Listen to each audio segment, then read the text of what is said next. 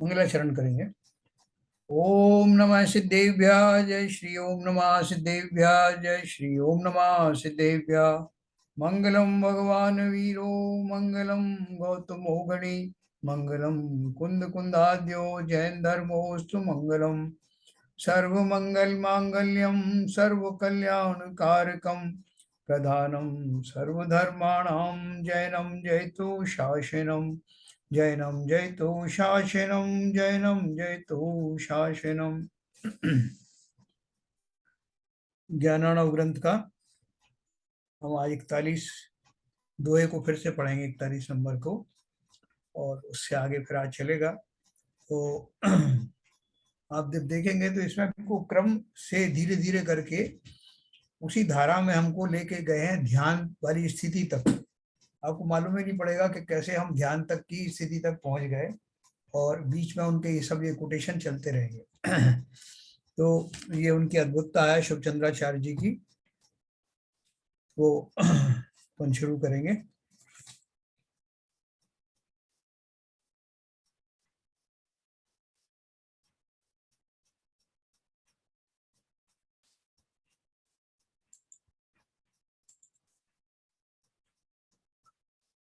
दोहा number 41 हमने पढ़ा था। इसमें जो ललित ललित जी ने एक क्वेश्चन पूछा था, तो उसके लिए मैं ये थोड़ा सा उनको और बैकग्राउंड बताऊंगा, कल भी बताया था।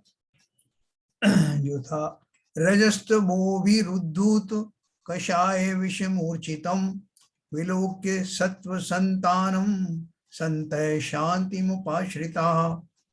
जो सत्पुरुष हैं वे रज कहिए ज्ञानावरण दर्शनावरण कर्म, और तम कहिए मिथ्यात्व ज्ञान से अथवा रजोगुण तमोगुण से गंपायमान तथा कषाय रूपी विष से मूर्छित इस सत्व संतान कहिए जगत को देखकर शांत भाव को ग्रहण करते हैं।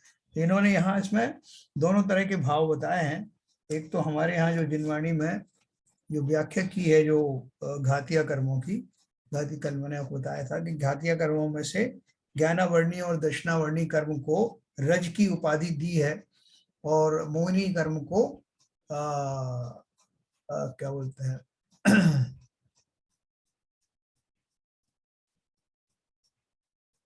हाँ, तम तम से कहा है, मिथ्यात्व ज्ञान से कहा है। और कहीं कहीं उसको उन्होंने अरि से संबोधित किया। अरि माने सबसे बड़ा शत्रु जो है मोहिनी कर्म है। तो इसके एक जो दर्शन स्तुति थी जिसकी मैं चर्चा कर रहा था आपसे, ये हम अणुशक्ति नगर में ये दर्शन स्तुति बहुत पढ़ते थे। तो इसमें 2 लाइन लिखी हैं। सकल ज्ञेय ज्ञायक तदपि निजानंद रसलीन सो जिनेन्द्र जयवंत नित हरिरज रहस विहीन। ना, इसमें बोला कि जो सभी ज्ञेयों के ज्ञाने जानने वाले हैं लेकिन निश्चय से स्वयं में ही लीन रहते हैं, ऐसे जिनेन्द्र देव की जय हो, जो अरि यानी मोहनी कर्म, रज यानी ज्ञानावर्णी दर्शनावर्णी, और रस यानी अंतराय कर्म से विहीन रहते हैं। तो यहाँ से जो रज शब्द है उन्होंने यहाँ पे उठाया है, वे रज कहिए ज्ञानावरण दर्शना कर्म को। तो बाकी का जो तमोगुण सतोगुण आदि जो दूसरे दर्शन में भी विख्यात है, तो यहाँ तम किसे कहते हैं? जिस तम माने अंधेरा, जिसके कारण से अंधेरा हो जाए यानी ज्ञान शून्य हो जाए, विवेक शून्य हो जाए, तो उसको मैं ना मिथ्यात्व यानी मोहनी कर्म से ही जोड़ा है ना। और ये खाली ये 2 ही गुणों की बात की है, रजोगुण और तमोगुण। तो रजगुण को उन्होंने उससे कनेक्ट किया है और तमोगुण मिथ्यात्व से किया है। तो इस तरह से ये इसकी व्याख्या है। और अपन आगे अब चलते हैं। आशा ललित जी शायद दिखाई नहीं दे रहे। पुनः कहते हैं,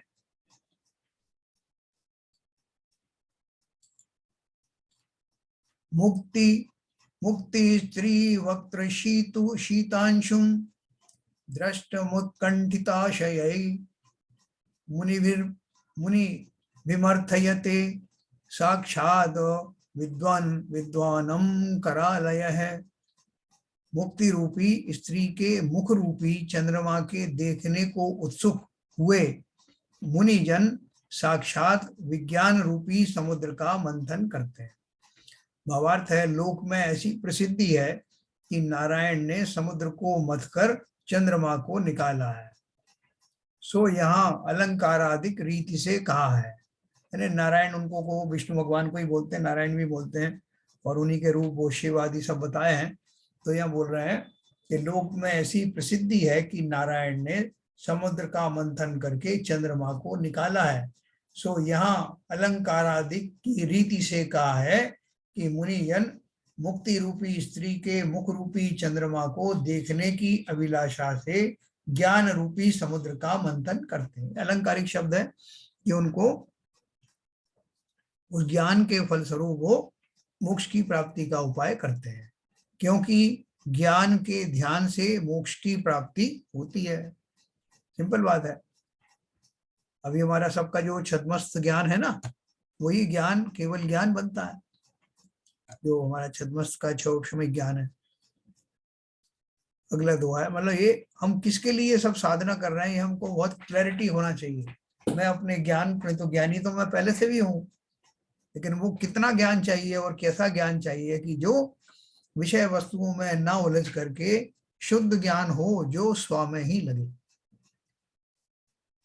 उपर्युपरि संभूत दुख वनिक्षतम जगत मोक्ष संत परिप्राप्ता ज्ञान वारिणी देष्टतम। बारंबार उत्पन्न हुई दुखाग्नि से क्षय होते जगत को देखकर संत पुरुष ज्ञान रूपी समुद्र के तट पर प्राप्त हुए। भावार्थ है संसार की दुख रूपी अग्नि के बुझाने को ज्ञान ही कारण।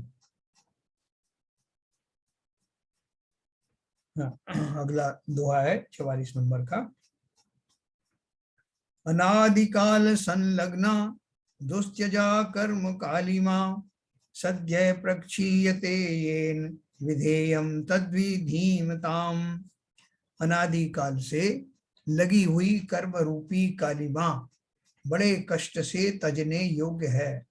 इस कारण यह कालिमा जिससे शीघ्र ही नष्ट हो जाए, वही उपाय बुद्धिमानों को करना चाहिए, अन्य उपाय करना व्यर्थ है ना। अनादिकाल से कर्म रूपी कालिमा है। कर्मण शरीर की जब लोग कल्पना करते हैं तो उनको ऐसा लगता है कि ये कोई काली सी वस्तु है, जैसे ब्लैक बॉक्स कह सकते हैं। ऐसा चिंतन में ही आ जाता है। जहाँ जहाँ कालिमा होती है या कोई इसी तरह की गंदगी होती है तो हमको वो कालापन ही दिखाई देता है। तो यहाँ बोल रहे हैं कि कर्म रूपी कालिमा कैसे छूटेगी, बड़े कष्ट से तजने योग्य है। बड़े कष्ट से तजने योग्य क्या है? कष्ट कहाँ होता है? एक तो वो जो कर्म है, वो कर्म जब भोगने में आते हैं, उदय में आते हैं तो कष्ट देते हैं। दूसरा, ये सोच सोच करके मेरी दुर्गति इन कर्मों के कारण हो रही है तो भी कष्ट होता है। और उन कर्मों से मुक्ति पाने के लिए जो प्रयास किए जाते हैं, अज्ञानी जीवों को या साधकों को प्रारंभिक दशा में वो बड़ा मुश्किल काम लगता है। कर्म कैसे कटेंगे साहब, कर्म कैसे दूर होंगे साहब, ये तो समझ में आ गया कि कर्मों के कारण है, लेकिन वो कर्म कैसे जाएंगे, अनादिकाल के है ना। तो बुद्धिमानों को वही उपाय करना चाहिए जो कि जिससे शीघ्र ही नष्ट हो जाए, क्योंकि जब तक वो सत्ता में है तब तक एक एक करके अपनी मैच्योरिटी जब जब होगी, जब तक परिपक्व होंगे, तब तब आकर के हमें नाना प्रकार के प्रसंगों को दिखाएंगे, नाना प्रकार की घटनाओं को हमें देखने पड़ेगा। तो इसलिए बुद्धिमान है वो चाहते हैं कि बार बार वो घटनाएं होती हैं, कर्मों का उदय होता है, नए नई चीजें जो है अशुभ कर्मों के उपलक्ष्य में नए नए अशुभ प्रसंग प्राप्त होते हैं, अप्रिय प्रसंग प्राप्त होते हैं, और मैं उनको न सह पाने के कारण आर्त रौद्र ध्यान किया करता हूँ, जिसके फलस्वरूप नवीन कर्मों का बंद होता है और कर्मों का ये पहाड़ कभी समाप्त होता नहीं। तो बुद्धिमान क्या करना चाहते हैं?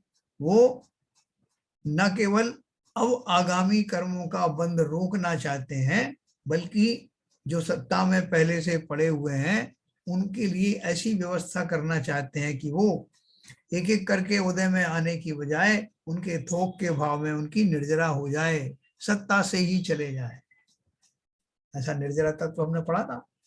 तो हम अपने जो पूर्वज हैं वो सब बुद्धिमान थे, हम भी कौन से कम हैं? न केवल बुद्धि में कम है, न केवल पुरुषार्थ में कम है, बल्कि हम भी अब उस विवेक पूर्वक उस दिशा में चल पड़े हैं, संकल्पवान भी हैं। तो इसलिए बोल रहे हैं कि हमें बस मात्र एक ही लक्ष्य रखना है, जो कुछ भी मेरा संसार है वो संसार मेरे ही व्यर्थ के प्रवादों के कारण, विकल्पों के कारण, मेरी मनोदशाओं के कारण, विषयाशक्ति के कारण, ये मेरे जो कर्म रूपी संसार है ये बढ़ता चला जा रहा है। मुझे इसको ही रोकना है ना। जैसे संसार में हमको बहुत सारे काम हो, बेटी की शादी करनी हो, धन कमाना हो, नया जॉब तलाश करना हो, और भी बहुत सारी चीजें, तो हम उसमें एक प्रायोरिटी बनाते हैं, क्रम बनाते हैं, सबसे पहले क्या करूं। तो उस क्रम में बुद्धिमान लोग तो सबसे पहले ये वाला करेंगे कि कर्मों को कैसे रोका जाए, किस तरह से वो आगामी नए नए कर्मों का बंद होना रुक जाए, संवर की प्राप्ति हो ना। भरत चक्रवर्ती के बारे में प्रसिद्ध है ना, तो उनके पास तीन तीन घटनाएं एक साथ घटित हुई। रनिवास में पुत्र रत्न की प्राप्ति हुई, आयुशाला में चक्र रत्न की प्राप्ति हुई, और आदिनाथ भगवान जो उनके पिता थे उनको केवल ज्ञान की प्राप्ति हुई। तो अभी किसको, कौन से आयोजन को पहले किया जाए, किसको मनाया जाए? तो लोगों ने उनसे पूछा कि महाराज सबसे पहले कहाँ? लोगों ने अपने अपने तर्क दिए कि महाराज वो भगवान को तो केवल ज्ञान हुआ है, तो वो कौन से भगे जा रहे हैं, बाद में चले जाना, वो शरण में चले जाना। और जो पुत्र हुआ है वो पुत्र भी अभी घर में ही रहेगा, बड़ा हो रहा है, लेकिन जो चक्र रत्न मिला है वो तो अद्भुत है, तो पहले चक्र रत्न की पूजा करो। किसी ने कहा नहीं नहीं, चक्र रत्न नहीं, पुत्र रत्न के पास पहले जाओ। उन्होंने अपने विवेक से काम लिया, निर्णय किया कि सबसे पहले वो निधि जिसके लिए अनादिकाल से जीव प्रयत्नशील रहने के बाद भी जो नहीं मिलती, और जिसके मिलते ही संसार चक्र की समाप्ति हो जाती है, ऐसा वो सिद्ध चक्र बनने वाला जो केवल ज्ञान है, उसकी प्राप्ति का जश्न पहले मनाना चाहिए। और सब काम छोड़ करके वो सबसे पहले वहां गए। तो ऐसे ही हमारी प्रायोरिटी है, हमको भी बुद्धिमानी से काम लेना है। संसार के काम तो लगे रहेंगे, कभी संसार के काम समाप्त होते नहीं। अपन सोचेंगे आज ये और कर लूं, फिर वो खत्म हो जाएगा, फिर कल सब आराम हो जाएगा, कभी आराम नहीं होगा। संसार के काम एक के बाद एक लगे ही रहने वाले हैं, इसलिए उनमें से ज्यादातर समय निकाल करके अपने आत्महित के लिए लगाना चाहिए, यही बुद्धिमानी है। मोक्ष कथन कहा इन्होंने,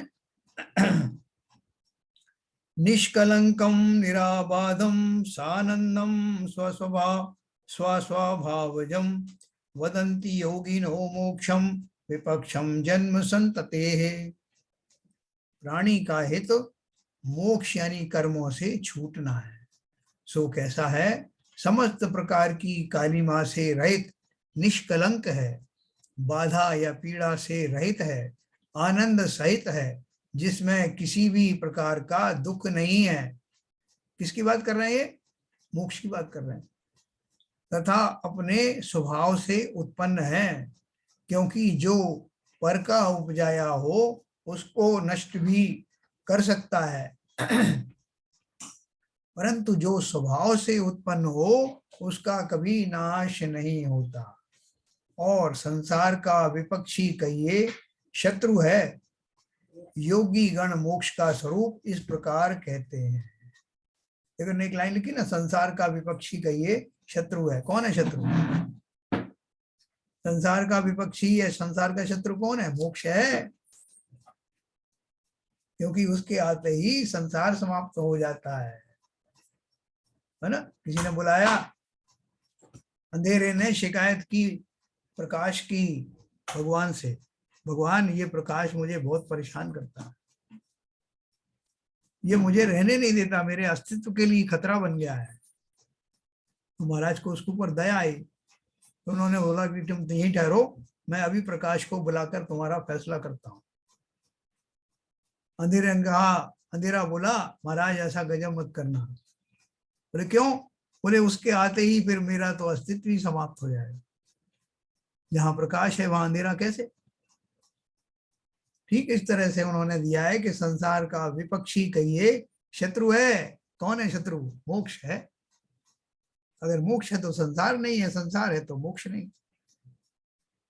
लोग बोल रहे हैं मोक्ष हमारा अधिकार है, हमारा स्वरूप ही है, हमारा स्वभावगत पर्याय है। इसलिए वो बोल रहे हैं कि किसी ने या किसी कारणवश या किसी के निमित्त से कोई दूसरे प्रकार का कारण बना हो, उसे तो हटाया जा सकता है, समाप्त किया जा सकता है, लेकिन जो द्रव्यों के पदार्थों के स्वभाव हैं उन्हें कौन हटा सकता है? उद्गल का स्वभाव है स्पर्श रूप रस गंध आदि है, उसको कौन हटा सकता है? शाश्वत है वो उनके वो। और मेरा जो स्वभाव है वो स्वभाव कैसा है? मैं तो ज्ञान स्वभावी हूँ, चैतन्य स्वभावी हूँ, सुख स्वभावी हूँ। मुझे मेरे सुख से कौन वंचित कर सकता है? क्योंकि वो स्वभावगत है, इसलिए वो दूर नहीं किए जा सकते। तो इसलिए उन्होंने बोला प्राणी का हित मोक्ष यानी कर्मों से छूटना है। सो कैसा है? समस्त प्रकार की कालिमा से रहित निष्कलंक है, बाधा रहित है, आनंद सहित है, जिसमें किसी भी प्रकार का दुख नहीं है, तथा अपने स्वभाव से उत्पन्न है। मोक्ष किससे उत्पन्न है? स्वभाव से ही उत्पन्न है। तो अभी क्यों नहीं उत्पन्न हो रहा? त्रिपुरागर द्वेष लगे पीछे। स्वभाव से तो उत्पन्न क्या, अभी भी शक्ति अपेक्षा से तो वो स्वभाव अभी भी वैसा ही मौजूद है। ऊपर के आवरण हटने की देर है और वो स्वभाव प्रकट हो जाने वाला है। इस विश्वास के साथ ही तो वो मुनिगण मोक्ष की साधना करते हैं। उन्हें विश्वास है कि इसमें से मैं ही निकलूंगा। जैसे तेल निकालने वालों को वो सरसों या तिल्ली लेकर के वो कोलू के पास जाते हैं तो उन्हें विश्वास होता है ना कि इसमें से तेल निकलेगा। हमारा उपाय निरर्थक जाने वाला नहीं है। और अगर वो कोई ऐसी चीज ले आए और उनको विश्वास ही नहीं हो कि इसमें से निकलेगा नहीं निकलेगा, तो अज्ञानवश जो कुछ लाए होंगे वो अवश्य ही उसमें से तेल निकलने वाला नहीं। तो ऐसे ही जहां अनंत सिद्धों ने इस बात को सिद्ध कर दिया हो, अनंतों ने अपनी दिव्य ध्वनि के द्वारा जीवों को संबोधते हुए इस रहस्य को बतला दिया हो, तो हमें कोई ज्ञानियों की तरह हमें भी कोई शंका नहीं रही कि मोक्ष का बताया हुआ मार्ग स्वाभाविक मार्ग है, हमारे स्वभाव जन्य है और हमें अवश्य ही प्राप्त होगा। इस विश्वास के साथ आगे बढ़ना। आगे मोक्ष को हित जान उसका साधन करने की शिक्षा देना। आचार्यों का काम है शिक्षा देना। हमें उसको पूर्णता ग्रहण करना है, अधूरा ग्रहण करना है, ग्रहण नहीं करना है, ये हमारे ऊपर है। तो देखो क्या बताया उन्होंने 46 नंबर। जीवितव्ये सुनिसारे जन्मन्यन्ति दुर्लभे प्रमाद परिहारेण विज्ञेयम स्वहितम नृणाम। क्या अर्थ हुआ? मनुष्य जन्म जीवितेभ्यो सुनिसारे, मनुष्य जन्म अति दुर्लभ है। नृ जन्म जन्मन्ति अति दुर्लभ है, मनुष्य जन्म अति दुर्लभ है, जीवितव्य है सो निस्सार है। ऐसी अवस्था में मनुष्य को आलस्य त्याग के अपने हित को जानना चाहिए। वह हित मोक्ष ही है। किसी से पूछे कि आपका हित क्या है? आप एक जीव द्रव्य हैं, आपका हित क्या है? तो अगर हम अज्ञानी हैं तो हम कहेंगे हमारा हित ये है कि हम जिस पर्याय में जाएं उस पर्याय को भली प्रकार से जिएं। यही हमारा जो है वो पर्पस है। बोले नहीं, जीव द्रव्य हो, पर्यायें तो बदलती रहती हैं, उनके बीच में तुम्हें ऐसी पर्यायें भी मिलती हैं जिससे सीधे सीधे मोक्ष की प्राप्ति की जा सकती है। बोले ऐसी पर्याय हमें कितनी बार मिलती हैं? वो चिंता मत करो, जब मिली है तब उसका भले प्रकार उपयोग कर लेना। हो सकता है कि वो जो 2000 सागर का जो त्रस पर्याय मिलती है उसमें ये अंतिम पर्याय हो, उसके पश्चात हम एक इंद्रियों में फिर जाने वाले हों, किसे पता। इसलिए इसका भरपूर लाभ उठाना, छोड़ना नहीं। मनुष्य जन्म अति दुर्लभ है, जीवितव्य है सो निस्सार है। ऐसी अवस्था में मनुष्य को आलस्य त्याग के अपने हित को जानना चाहिए, और वह हित मोक्ष ही है। मतलब उसमें भी कोई आपको चॉइस नहीं दी, आपको कोई पहेली नहीं बताई है, सीधा सीधा बता दिया। 47 नंबर है, विचार चतुरई धीरई रत्यक्षु सुख लाल सही, अत्र प्रमाद मृत्यु सृज्य विधेय परमादर है।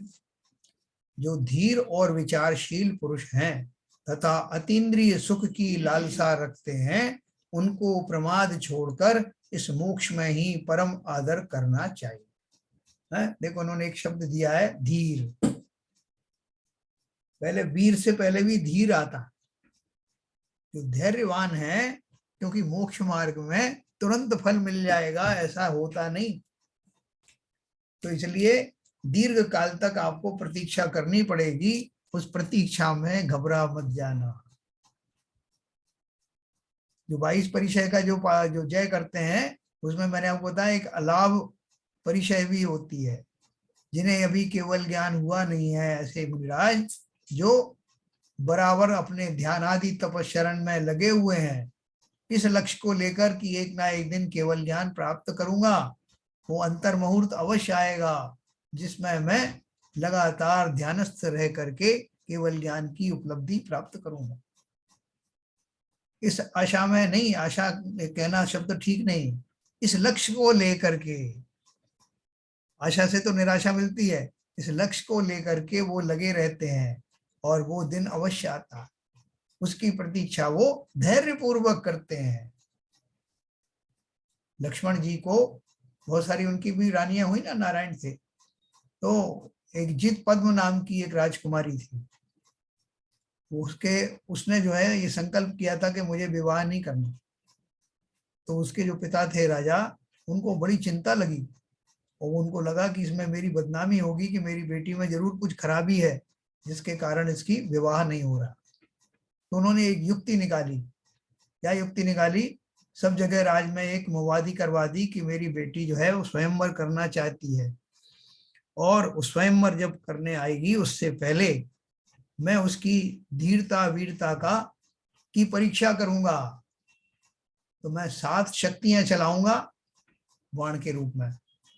जो भी व्यक्ति उन 7 शक्तियों से बच जाएगा, झेल लेगा और बच जाएगा, उसी से मेरी पुत्री शादी करेगी। तो लोग राजकुमारों में होड़ लग गई, लेकिन जितने भी आते थे उन शक्तियों से धराशायी हो जाते। बाद में लक्ष्मण जी को मालूम पड़ा कि ये राजा को बड़ा अभिमान है अपनी शक्तियों पर और अपनी बेटी पर, तो वो उसका दम्भ मिटाने का भाव उनके अंदर आया और वो उनके दरबार में सिंह की तरह वो प्रविष्ट हुए। ऐसा जैन रामायण में आता है। उनके दरबार में जिस गति से, जिस कॉन्फिडेंस से वो आए, उससे ही राजा ने समझ लिया कि आज मेरी मनोकामना पूरी होने वाली है। तो लक्ष्मण जी ने आए तो उन्होंने कहा कि भाई हमारा नियम है 7 शक्तियां लगाऊंगा, एक एक करके चलाऊंगा, तो देखें तुम उनका कैसे प्रतिकार करते हो। लक्ष्मण जी ने कहा बिल्कुल चलाओ। तो उन्होंने चलाया, तो उन्होंने 2 शक्तियों को अपने हाथ में, ये जो बगल होती ना कांख, उसमें झेल लिया। 2 को उन्होंने कोहनी से पकड़ लिया और 2 को ये हाथों में ले लिया, बची एक को उन्होंने दांतों से पकड़ा, मुंह में आए तो दांतों में पकड़ लिया। ऐसे 7 का उसमें वर्णन आता है। इस पूरे प्रोसेस में वो जितनी धीरता उन्होंने दिखाई, आक्रामक नहीं हुए, उसको डांटा, गाली गलौज नहीं की, अपने धनुष बाण नहीं निकाले, धीरता पूर्वक उस सब को सहा। उस राजा ने उनको परम धीरता की उपाधि दी। ऐसा धैर्य पुरुष। हमारे यहाँ भी जब अपन वो कोई जो पहलवान होते हैं ना अखाड़े में, तो उनको पहले धीरता सिखाई जाती है, सहना सिखाया जाता है कि पहले सहना सीखो। सामने वाला जो प्रहार करेगा उसको सहने की क्षमता जितनी ज्यादा होगी उतना ही सफलता मिलेगी। इसलिए वीरता से पहले धीरता शब्द आता है, और ये धीरता हमारे लिए बहुत उपयोगी है इस मोक्ष के मार्ग में। न केवल मोक्ष के मार्ग में, उससे पहले होने वाली संसारी दशा में धैर्य पूर्वक दूसरों की बात सुनना, धैर्य पूर्वक उनके कटु वचनों को सहन कर लेना, धैर्य पूर्वक आतुल नहीं होना। बहुत सारे लोग क्या करते हैं, किसी ने कहना शुरू किया तो उसकी आधी बात निकली मुंह से और फौरन उसका आंसर देना शुरू कर दिया। वो जानते नहीं कि ये पूरा सेंटेंस होकर के जो वो आंसर देना वो चाहते हैं वो गलत है। इसलिए दो कान दिए हैं ना विधि ने, दो कानों से सुनो और एक जुबान से बोलना है, अर्थात सुनो ज्यादा और बोलो कम। सब में पूरे प्रोसेस में ही संसार में जीने के लिए भी और मोक्ष मार्ग में जाने के लिए भी अत्यंत सहनशीलता और धैर्य की आवश्यकता। भली प्रकार दूसरे को सुनो, और भली प्रकार सुनने से हमें उसका उत्तर खोजने में भी बड़ी आसानी रहती है कि व्यक्ति क्या कहना चाहता है ना। डॉक्टर से लोग मरीज अपनी बात कहते हैं तो उनकी आधी बीमारी तब दूर हो जाती है जब डॉक्टर धैर्य पूर्वक उसकी बात सुन लेता है। उससे उनको लगता है मैंने कम से कम कह दिया, आधी बीमारी दूर। देखो ये मोक्ष के मार्ग में इस धैर्य का बहुत महत्व है।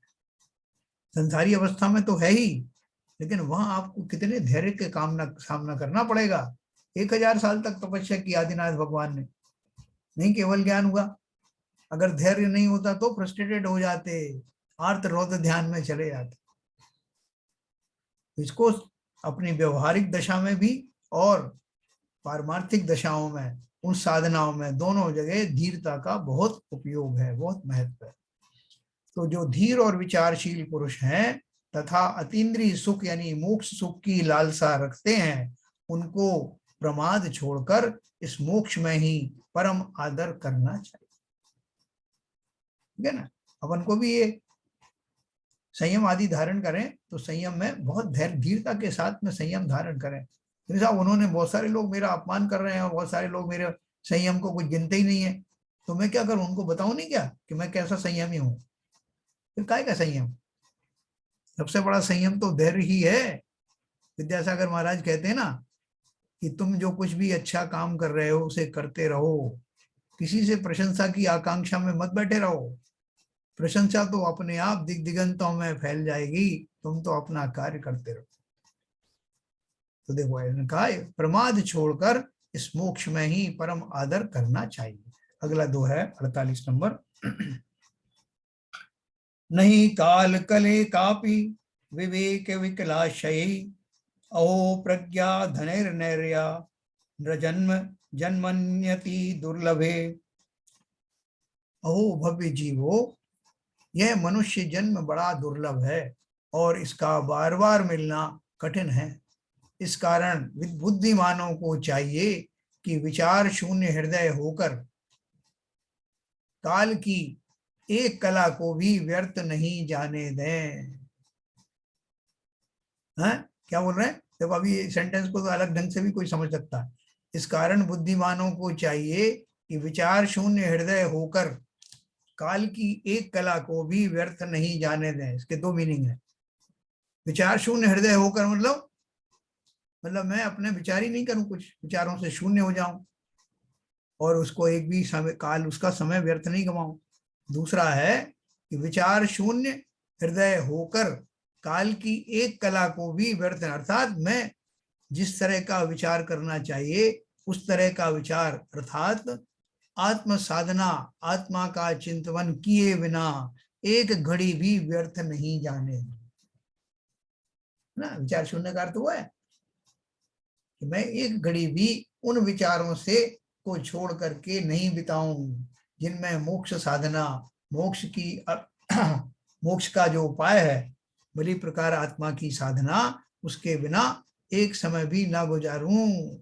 एक घड़ी मत विसरो करो नित आओ जम मुख बीच में। इस संयम के बारे में बताया है ज्ञानत राय जी ने, संयम धर्म के बारे में। तो आगे उपदेश पूर्वक इस अधिकार को पूर्ण करते हैं। देखो फिर अगला अधिकार आ गया, तब तक इसका समापन है। मृषम दुख ज्वालानि चयनिचितं जन्म गहनम यदक्षाधीनम स्यात् सुकुमिः तदन्ते विरसम। अनित्याकारमार्थाः क्षणरुचि चलम जीवितमिदं विमृश्योच्चै स्वार्थे कई सुकृति मुह्यति जनः। यह संसार बड़ा गहन वन ही है, क्योंकि दुख रूपी अग्नि की ज्वाला से व्याप्त है।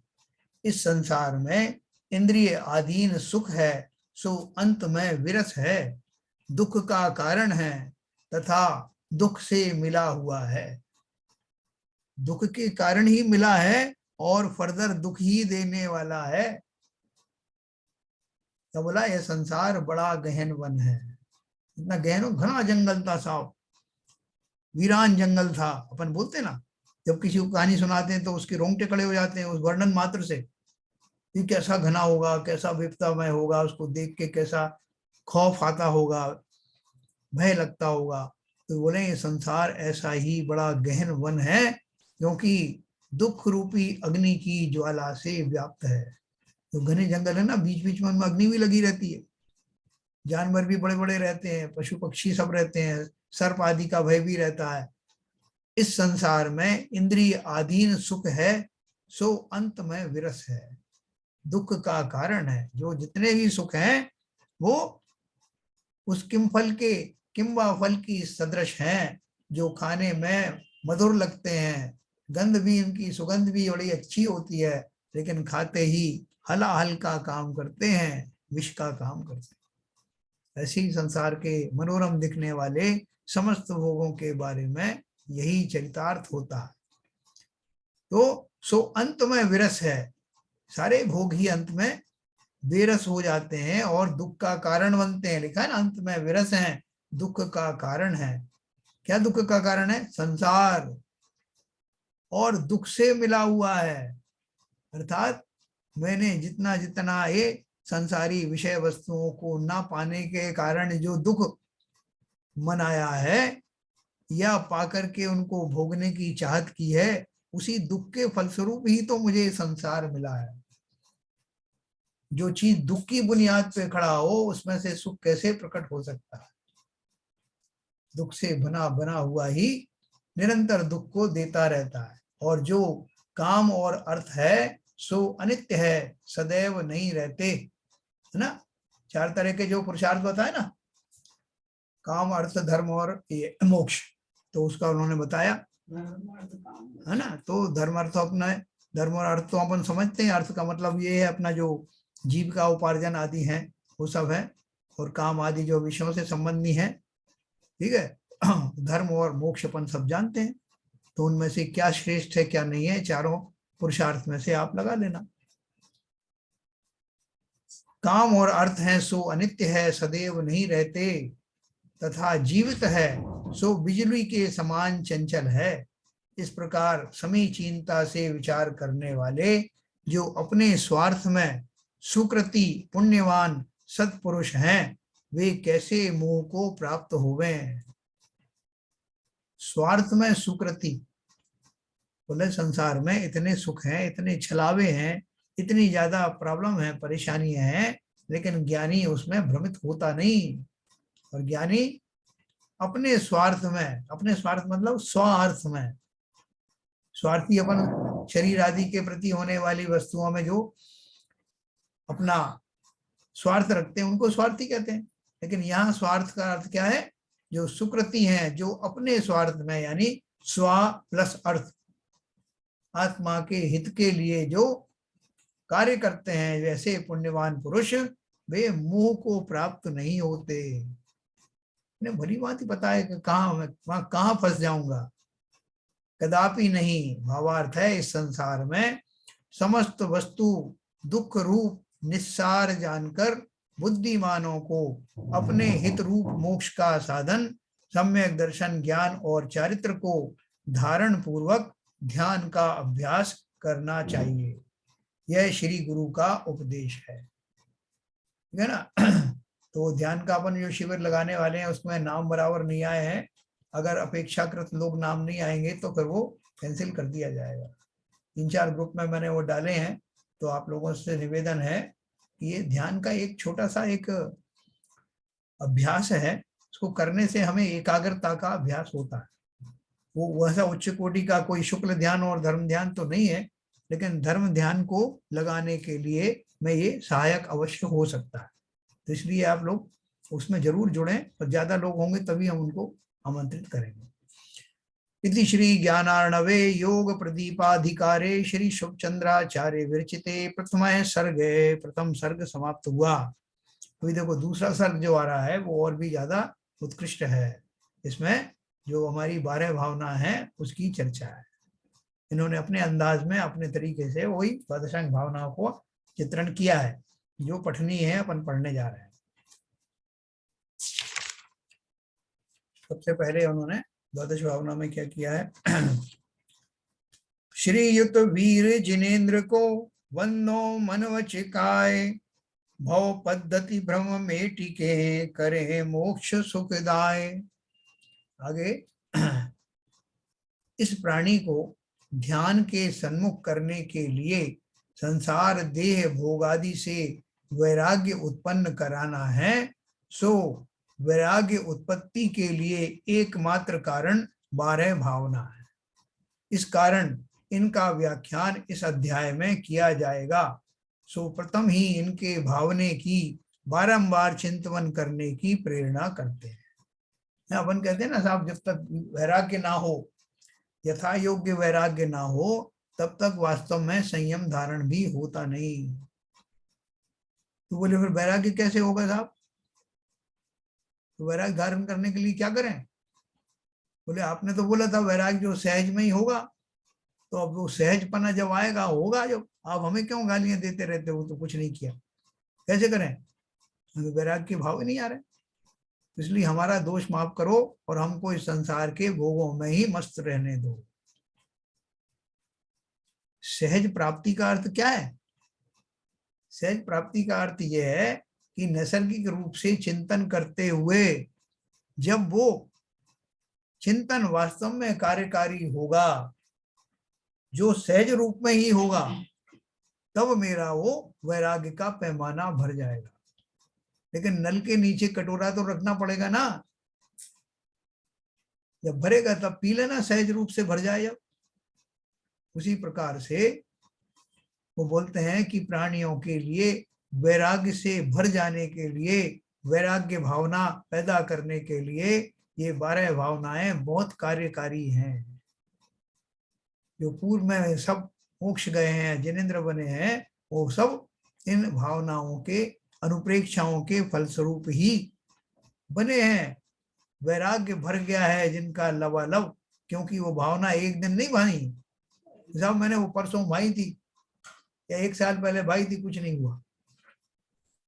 ये तो अनुप्रेक्षाएं हैं, निरंतर इनको भाने की आवश्यकता है। और अपने अंदर में कितनी प्रविष्ट हो गई हैं इसका मूल्यांकन भी निरंतर करते रहना, कंपेयर करना जो इसमें लिखा है वो सही है कि नहीं।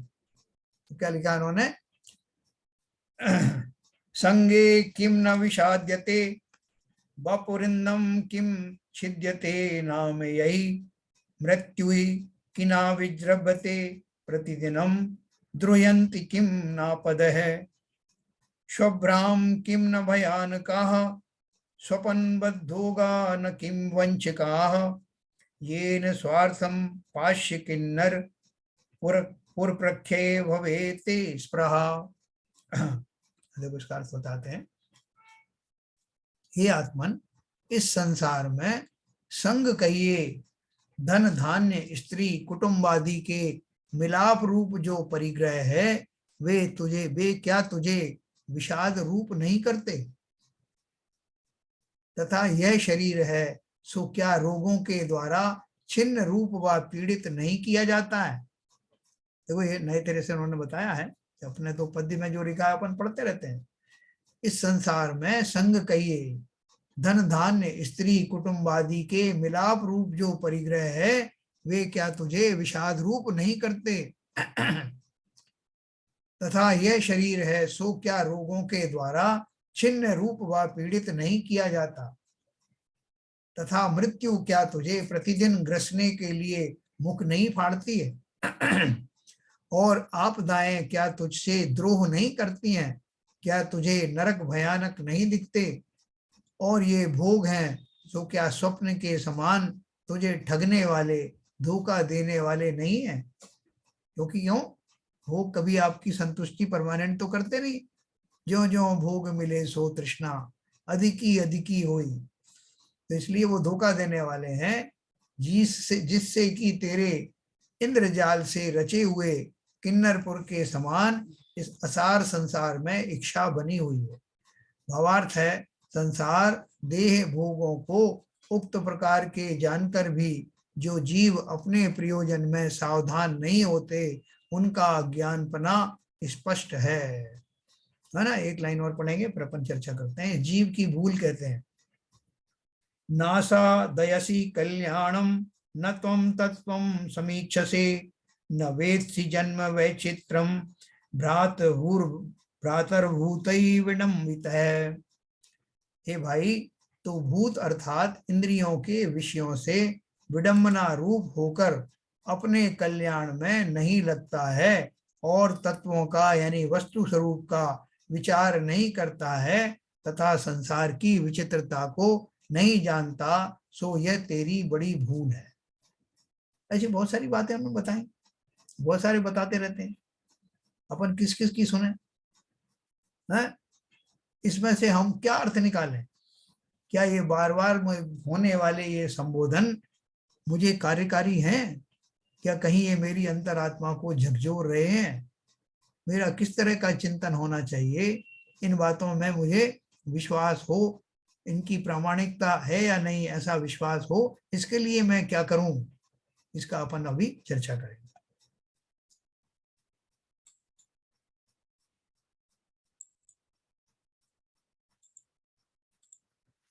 हाँ सर। ये सबसे पहले तो पिछले चैप्टर में हाँ, जो 43 नंबर वाला दुआ था, उसमें मुझको शत्रु के रूप में क्यों डिफाइन किया गया, वो जरा समझ में नहीं आया। बात तो सही की होगी मगर उसका पेचन नहीं समझ में आया। वो कह रहे हैं कि दो ही चीज होती है ना, जैसे अग्नि है और पानी है, तो अग्नि और पानी में एक हिसाब से शत्रुता है क्या? कि जहां अग्नि होगी वो पानी उसको बुझा देगा, और अगर जो है अग्नि जो है जोर की होगी तो वो पानी को भाप बना देगी। तो एक दूसरे के शत्रु है ना। जैसे अंधेरा और उजाला दोनों एक दूसरे के शत्रु हैं। जो मैंने आपको उदाहरण दी थी ना, वो कहानी बताई थी कि जब अगर अंधेरा है तो जब उजाला आएगा तो अंधेरे को जाना पड़ेगा। एक दूसरे के विरोधी, एक म्यान में दो तलवारें नहीं रह सकती। उसी तरह से अगर संसारी दशा है तो मोक्ष नहीं है, और मोक्ष है तो संसारी दशा नहीं है। तो जैसे शत्रुओं का व्यवहार है, मतलब प्रतिद्वंदी है, प्रतिपक्ष का, ये है तो वो नहीं है, वो है तो ये नहीं। प्रतिपक्षी का हाँ, उदाहरण दिया ना, शत्रु इसलिए बताया कि जिनका संसार मौजूद है उनको मोक्ष नहीं है, जो मोक्ष चले गए उनका संसार समाप्त हो गया। ठीक है सर, ठीक है, उपमा के रूप में। चलो, आरपी जन साहब बहुत रिलैक्स हैं कि अब ऐसी वैराग की बातें रोज ही सुनने को मिलेंगी।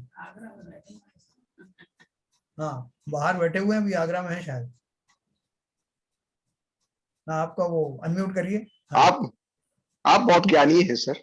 क्या? अंदर बाहर की सब बातें जानते हैं।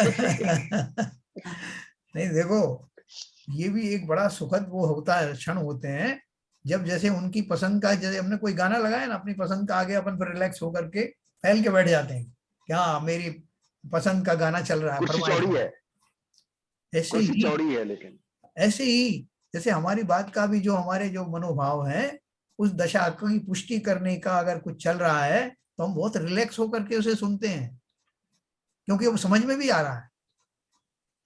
समझ में नहीं आता तब तक तो हम बहुत उसमें चौकन्ने होकर रहते हैं, लेकिन वो सिंपल भाषा में और हमारे उस मनोवृत्ति की पुष्टि करने वाले भाव अगर आ रहे हैं तो हम रिलैक्स हो जाते हैं। बिल्कुल सही कह रहे हैं सर आप। इसमें एक चीज आई थी सर, मैं 46 में पूछना चाहता था आपसे। एक्चुअली 46वें श्लोक में जो है, हाँ, एक फ्रेज है, जीवितव्य है सो निस्सार है। इसका मतलब क्या है? हाँ हाँ हाँ, जीवित जीवितव्य है सो जीवित निस्सार। जीवितव्य माने जो जीवन मिला है, वो जीवन मिला है खाली सिर्फ जीने के लिए। तो अगर खाली ऐसे ही जी करके उस पर्याय को निकाल देंगे तो वो निस्सार है, उसका क्या उपयोग हुआ? कोई सार नहीं। तो वो जीवितव्य माने, जीवितव्य तो सबका ही है ना, जितने भी प्राणी जिस जिस पर्याय में रहते हैं और वो जीते हैं उस पर्याय में। लेकिन अगर वो चिंतन रहित जीना है तो क्या जीना है? ये उसका जीना भी कोई जीना है क्या? जीवन का जीने का कोई सार नहीं है, हाँ, ये निस्सार बोला। ठीक है ना, मनुष्य जन्म अति दुर्लभ है, जीवितव्य है सो निस्सार है। ऐसी अवस्था में मनुष्य को आलस्य त्याग के अपने हित को जानना चाहिए, यानी उसको व्यर्थ में ना गवाएं। वो क्या है जीवितव्य? एक्चुअली में आत्महित की ही बात कही है बस, हाँ बस कि वही मुझे था। अपने आत्म को हित है सो हित है, एक वो आती है ना। हाँ, आत्म को हिता पूजन में वो है। आता ना, वो अच्छा वो उनके वो चढ़ाला में आता है जो। हाँ हाँ हाँ हाँ, तो वो है उसका यानी अर्थ। में बहुत ही सुंदर गाथा है सर। और मुझे लगता है कि एक बार और रिपीट होनी चाहिए सब, थोड़ा सा एक जैसे तो आप उसे जोड़ देते हैं कॉन्टेक्स्ट के साथ में, ये सही है, लेकिन फिर भी एक बार और जब तक एम्फेसाइज करके नहीं होगी ना, हाँ तब हाँ तक शायद पल्ले ज्यादा कुछ पड़ता नहीं है, आती है निकल जाती है। हाँ हाँ हाँ, नहीं वो तो अपन करते रहेंगे। अभी देखो, हाँ जो जैसे जैसे आगे हुए बढ़ेगा टॉपिक ना, आपको अपने आप उस पर जोर आएगा। और जी जो कुछ अपन अभी बैकग्राउंड में पढ़ रहे हैं, ये तो अभी पहला वाला चैप्टर था जो मंगलाचरण और ये सब मिला के था। हाँ। अब ये दूसरा यानी वाला क्या है। हम, क्या मुनि महाराज जो आचार्य महाराज है क्या कहना चाहते हैं, हाँ किसके लिए कहना चाहते हैं, विषय हाँ, वस्तु क्या है? अब ये जो 12 भावनाओं का जो चलेगा, द्वादशवा, जी जी। तो इसमें अपन जो है अपनी जो अ, जो प्रसिद्ध भूधर दास आदि की जो लिखी हुई, मंगत राय की, भूधर दास जी की 12 भावना है, उनसे भी इनको कंपेयर करेंगे, तो आपको इसका बढ़िया रसपान होगा। ये जो जो भी दुआ पढ़ते हैं उसको थोड़ा, जो अपनी 12 भावना वास्तव में पढ़ते हैं उससे थोड़ा कंपेयर उससे करके कोरिलेट बताते करूंगा। यस यस, बताते जाए। बिल्कुल बिल्कुल बताऊंगा मैं आपको। वही मैं दूसरा सवाल था, वो थोड़ा मिसिंग था। हाँ हालांकि डायरेक्टली तो समझ में आ रही है कि वो उसकी जो भावना है उस दोहे में जिस तरह हाँ, से रिलेशन किया आपने, वो किस भावना से जुड़ता है, मगर बिल्कुल। आप जोड़ देंगे तो उसमें एक संपूर्णता आ जाएगी। तो अभी इसके बाद से जो भावना आई, भावना वाइज आएगी, अनित्य भावना आएगी। Okay okay. दूसरी भावना है 12 भावना, हेडिंग डाल करके एक एक भावना आएगी। अच्छा, अभी शुरू होंगी भावना। अच्छा हाँ, इसमें है, अच्छा अच्छा अच्छा, ध्यान नहीं दिया है, तो आगे है मतलब। मैं उनको कनेक्ट करूंगा उनसे, अंगद राय जी की भावनाओं से, इन सबसे। हाँ, नहीं नहीं, तो ये दो जो दो थे इसमें हाँ शुरू के दूसरे अध्याय में, हाँ जी, वो भूमिका थी 12 वो भावनाओं की। भूमिका थी। यस। एक उसका मतलब सार पहले दिखा दिया, हाँ, और अब अभी एक्चुअल इंडिविजुअल भावना अब शुरू होंगी। Yes yes. वही मैं कोरिलेट करने की कोशिश कर रहा था कि इसमें हाँ सारा, हाँ, क्योंकि पूरा पूरा चैप्टर है ये भावना नहीं द्वारा नहीं, भावना। जो दो दोए थे, हाँ तो मैंने समझा कि एक दोहा पहली भावना होगा, दूसरा दूसरी होगा। उसमें हाँ, सारा सार नजर आ रहा, तो मैं सोच रहा था कि इसको किस भावना से कनेक्ट करूं। बिल्कुल बिल्कुल बिल्कुल। जाए। तो ये अभी मैंने आपको पहला और दूसरा सुनाया है ना, ये इसमें कुछ 7 हैं टोटल, अच्छा। 7 दो है। उसके बाद से फिर एक एक कैटेगरी कर ही चलेगा। Okay okay. तो खूब मसाला है, आप अभी चिंता मत करिए, अपन खूब रस ले ले करके इन सब भावनाओं की चर्चा करें। बिल्कुल सही है, अभी तो भावनाएं शुरू ही नहीं हुई, अभी तो ये हाँ, जनरल। अभी तो उनकी भावना से ही अपन काम चला रहे हैं कि आचार्य की क्या भावना। अभी मेरी भावना सुनी नहीं। नहीं नहीं, समझने की कोशिश तो करनी ही है हमें। हाँ, निशु आई है? निशु, निशु है? नहीं, नहीं है ना, मीना जी तो है। नहीं है, निशु नहीं है। अरे निशु को बोलिए, अब कल रक्षाबंधन की कथा सुनाएगी वो। ठीक है, मैं बोल दूंगी, हाँ, आज तो तैयारी नहीं करके आई। आएगी और अच्छे से कल सुनाना है सबको कि कंपनाचार्य कौन थे, और वो श्रुत सागर महाराज कौन थे, और वो क्या क्या घटना घटित हुई थी, क्यों राखी बांधी जाती है, वो सब सुनाएगी कल। ठीक है, मैं उसको बोल। हाँ, बोल दीजिए। और ये जो मैं कह रहा था कि जो ध्यान शिविर का जो आयोजन करने की बात चल रही है परीक्षा ध्यान के लिए, तो उसमें नाम लोगों ने अभी तक दिए नहीं है। कोई अनुत्साही लोग हैं, उत्साह बना ही नहीं लोगों को, जबकि पहले बहुत लोग कह रहे थे कि करवाइए एक एग्जाम। नहीं तो मगर वो जो नाम डाले वो एक ही ग्रुप में डाले, कोई जैन धर्म चर्चा में डाल रहा है, कोई गुल्लक योजना में डाल रहा है। हाँ, तो मैंने तो उससे सूचना देने के लिए सब में डाल दिया था, ये किसे नहीं, जो नाम को देखे। नाम नाम डालने हैं तो गुल्लक योजना में डालिए। हाँ, और दूसरा एक और था, ये जो हमने नई लिंक जो बनाई है, सब लोग डाउनलोड कर लीजिए। कल से अपन जो है इसको ही चालू करेंगे, नई वाली को, क्योंकि नहीं परसों तो से बंद हो जाएगी। हाँ, तो उसका वो आईडी आपने भेज दिया है ना? सबको आईडी भेज दिया, आईडी पे भी पासवर्ड वही KDJST है, खाली ठीक वो है, आईडी चेंज करने से जो है पूरा काम हो जाता है। Okay okay. और एक सीधा छोटा उसको सा उसमें प्रश्न डाली पूछा था, हाँ, जैन ग्रंथ नैला चर्चा पे लिंक कौन से ग्रुप में डाली? सब में डाली, जैन जनगण ग्रंथ जानिए पे में, जनगण जानिए में डाली, गुल्लक योजना में भी डाली है, जैन से जो उसमें दर्शन में भी डाली है। अच्छा अच्छा, तो कहीं से भी आप क्लिक करेंगे ना, एक बार करके अपने सेव हाँ कर लीजिए अपने पास। नहीं एक तो वो बार क्लिक ठीक है। करनी है। दूसरा वो मंदिर में भी आप इसको इम्प्लीमेंट करा दीजिए। मंदिर में दे दिया उसको, नीतीश को, उसने बोला मैं कर दूंगा। इससे वो दिया है? मैंने उसको लिंक दे दिया है, बोला कि मैं ही कर दूंगा, इसमें कोई बड़ी बात नहीं आप 12 तारीख को स्विच ओवर करना चाहते हैं सर, है। या 11 को? कल 11 है। हाँ, कल अपन इस पे स्विच ओवर करेंगे, नई वाली पे। हाँ, तो फिर सबको आप सूचना, बिल्कुल विधिवत सूचना मिल गई है सर। हाँ, तो कल से नई वाली इसे लिंक नई पे वाली पे काम करेंगे। करेंगे। हाँ, तो अच्छा, इसका पेमेंट सर कैसे करना होगा? किसने पेमेंट किया है? ये और शैलन जी ने किया है। बस ठीक है, हाँ, तो उनको हम अपन उनसे बात कर लेंगे, हाँ, व्यक्तिगत रूप से बात कर लेंगे। नहीं नहीं, कितना पेमेंट किया है अभी डिसाइड कर लेते हैं ना। 15,500 कुछ किया है। 15,000 करीब है। तो भाई 2,000 रुपए तो मैं दे दूंगा। हाँ अच्छा, let us share 2000 each, 7-8 member है अपन। हाँ, 2000 मेरे ले लीजिए, 2000 मेरे ले लीजिए। जैसा आपको ही लेने हैं सर। हाँ, मतलब 2000 मेरे, जैसे मतलब ऐसा ना ज्यादा नहीं देना ना, तो 2000 मेरे हैं। हाँ, बाकी उनका मतलब 2,000 माइनस करके जो बचता है वो आप कंट्रीब्यूट कर दीजिए। नहीं तो 2,000 मेरे हैं, 2,000 अपने इनके आरपी जैन साहब मेरे के। हैं। हाँ, हाँ। 2 हमारे हो जाएंगे, 6। तो 8 हो गए। 2,000 मेरे हैं सर, विपुल के। विपुल के नाम से लिख दीजिए। 2, 8, हाँ, 2000 हमारे लिख लीजिए। हाँ, ठीक है सर, 10, हो गए। 2,000 हमारे लिख लो भैया। 10। हाँ, हाँ, हाँ भैया, अरे अरे हमारा क्या अच्छा भारी भूल कर रहे हैं सर आप। हमारा नाम ही नहीं है, क्या चक्कर अभी है? 12 हुए अभी। अरे अभी बाबूजी, 12 मैं आपका नाम बोलने वाला था। आप भूल जाते हैं बहुत जल्दी मुझे। नहीं नहीं नहीं, भूले नहीं है, बोल रहा था मैं नाम। ये अभी 12 हुए हैं। सुनो भाई, 12 हुए हैं, अभी 6 लोग हुए हैं कुल। 7 हो गए, 7 हो गए, 7-8 हो गए सर। अच्छा, 7 हो गए, 7। 7 काम चलाने लायक बहुत है सर। एक और हाँ, चाहिए, एक और चाहिए। नहीं 7 हो गए सर। 7 हो गए, ठीक है। 7 दूनी 14 ही तो हुए ना यार, 15.5 चाहिए। तो 2 उनके खुद के हैं ना, वो कह रहे हैं ना, हाँ, 2 उनके खुद के। नहीं, मिला के 7 हुए। इनको मिला के 7 हुए। चलिए, कोई बात नहीं, एक और करवा देंगे कोई। हाँ, ठीक है, कोई दिक्कत नहीं है, 7 बहुत है, कोई दिक्कत नहीं। बहुत अरे है भैया सर, बस ठीक है। और कमी रह जाए तो मैं दे दूंगा पूरे। सर मेरा नाम लिख लीजिएगा। हाँ, कोई नाम नहीं है सर। कल मुझे लगता है एक अकाउंट नंबर में शेयर कर लेंगे या कैश कलेक्ट कर लेंगे sir, either whichever is convenient to you. नहीं, अकाउंट नंबर डाल दीजिए, जो आउट स्टेशन है वो ट्रांसफर कर सकते हैं।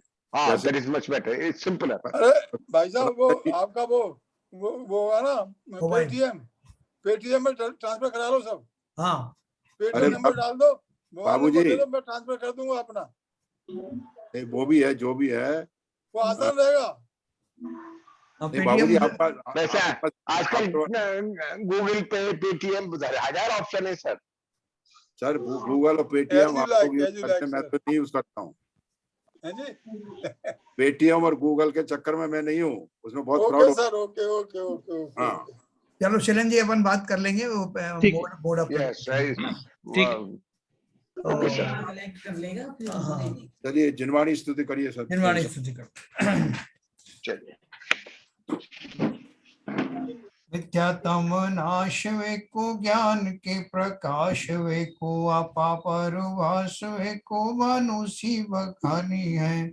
छहो द्रव्य जानवे को बंध विधि भानवे को स्वरूपी छानवे को परम प्रमाणी है अनुभव बताए वे को जीव के जताए वे को काहू ना सताए वे को भव्य और आनी है जहाँ तहाँ तार वे को पार के उतार वे को सुख विस्तार वे को यही जिनवाणी है हे जिनवाणी भारती तो जपू दिन रैन जो तेरी शरणा गहे सो पावे सुख चैन या वाणी के ज्ञान ते सूझे लोकालोक सो वाणी मस्तक धरूं सदा देत हूँ दो। जिनवाणी माता की जय। जय।